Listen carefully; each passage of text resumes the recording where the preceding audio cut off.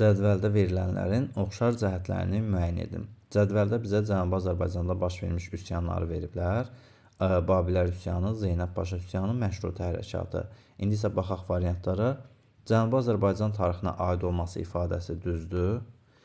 Qalibiyyətlə nəticələnməsi ifadəsi bunların hamısına uyğun getməz. Məsələn, Babillər yatırılıbdır, Məşrutə hərəkatı sonda yatırılıbdır. Ona görə bunu çıxırıq. Qacarlar dövlətinə qarşı yönəlməsi. Bunların hər üçü Qacarlar dövlətinə, Qacarlar sülaləsinə qarşı yönəlmişdi. Ümumən Qacarlar sülaləsi 1796-1925-ci illərdə İranı idarə etmişdir və bu üsyanların hər biri ora düşür. Üsyanların ilini də deyək.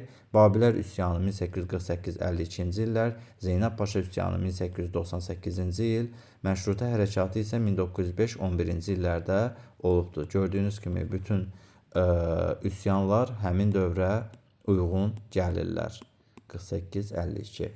19-cu əsrin 1-ci rübündə baş verməsi ifadəsi yanlışdır. Gördüyünüz kimi burada 19-cu əsrin 1-ci rübündə baş vermiş üsyan yoxdur. Bunda çıxırıq.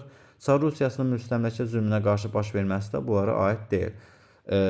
Bu daha çox Şimali Azərbaycan tarixinə aiddir ki, o bizdə olub o tipli üsyanlar. Ona görə bunu da çıxardırıq. Cavabımız olur 1 və 3.